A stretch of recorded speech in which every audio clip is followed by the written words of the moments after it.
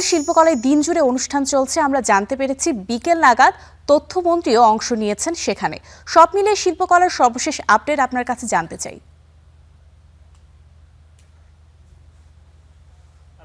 দেশের মতো পয়লা বৈশাখের উৎসবের রঙে মাতোয়ারা শিল্পকলা একাডেমি। এই মুহূর্তে শিল্পকলা একাডেমির পরিস্থিতি ঠিক কেমন সেটি আমার পেছনে হাজার হাজার মানুষের ভিড় এবং উপরে রঙিন ফিতা দেখলে আপনি কিছুটা আন্দাজ করতে পারবেন। বলা যায় শিল্পকলা একাডেমি কানায় কানায় পূর্ণ। যদি আয়োজনের কথা বলি, বিশেষ করে এই শিল্পকলা একাডেমির যে মাঠটি রয়েছে তার পূর্ব পাশে একটি বিশাল প্যান্ডেল করে স্টেজ করা হয়েছে।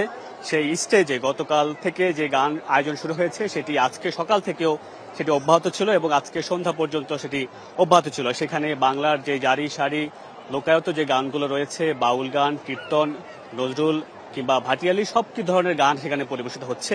এছাড়া মাঠের চারপাশে বিভিন্ন ধরনের বাঁশ দিয়ে নির্মাণ করা স্টলে বাংলার কিছু গ্রামের যেই খাবার সামগ্রীগুলো কিংবা আমাদের যে ঐতিহ্যবাহী যে সামগ্রীগুলো রয়েছে সেগুলোর স্টলের মাধ্যমে ফুটিয়ে তোলা হয়েছে। আমি যদি আপনাকে বিশেষ করে বলি, সেখানে খাবারের মধ্যে আমরা বিভিন্ন ধরনের মিষ্টান্ন খাবার অর্থাৎ সন্দেশ, পিঠা, পাটিসাপটা সেগুলো দেখেছি। আমরা সেখানে বিভিন্ন ধরনের হাতের নকশি কাঁথা, ছেলেদের লুঙ্গি কিংবা মেয়েদের আমরা তাঁতের শাড়ি, জামদানি কিংবা বিভিন্ন ধরনের সিল্কের শাড়ি দেখতে পেয়েছি।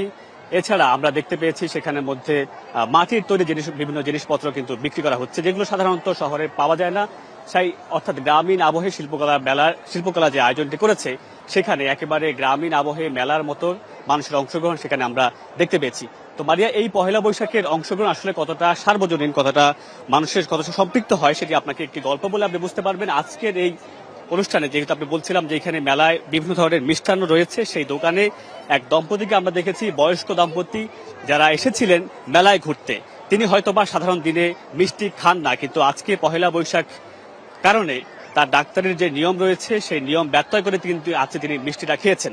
অর্থাৎ এই উৎসবের সঙ্গে সামিল হওয়ার যেই বিষয়টি সেটি শিশু থেকে বৃদ্ধ সেটি সবার মধ্যে আমরা দেখতে পেয়েছি। এবং সবাই যারা অভিজ্ঞ, যারা অভিভাবকদের নিয়ে এসেছেন, বাচ্চাদেরকে নিয়ে এসেছেন, তারা হয়তো বা পয়লা বৈশাখটা বুঝেন না বা বর্ষবরণটা জানেন না, কিন্তু তারপরও তারা উৎসবে সামিল হয়েছেন এবং সবার পোশাকের মধ্যে আমরা দেখতে পেয়েছি লাল, সাদা এবং হলুদ রঙের একটি মিশ্রণ দেখতে পেয়েছি। শুধুমাত্র এই পয়লা বৈশাখের এই শিল্পকলা মাঠে নয়, শিল্পকলার নাট্যাঙ্গনে একটি সাংস্কৃতিক অনুষ্ঠান হয়েছে। সেই অনুষ্ঠানে তথ্যমন্ত্রী জহিরুদ্দিন স্বপন এসেছিলেন। তিনি সেখানে এই পয়লা বৈশাখ সকলকে উদযাপনের কথাও তিনি বলেছেন।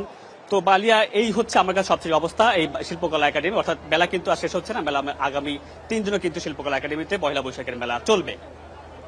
ধন্যবাদ পনেল এতক্ষণ আমাদের সাথে যুক্ত হওয়ার জন্য। দর্শক জানতেই পারছিলেন শিল্পকলায় এত বড় আয়োজন আজকে হচ্ছে, গতকালও হয়েছে, আগামী কয়েকদিন চলতে থাকবে। রাজধানীবাসী চাইলেই সময় সুযোগ বুঝে সব পরিবারে এমন আয়োজন উপভোগ করতে যেতে পারেন।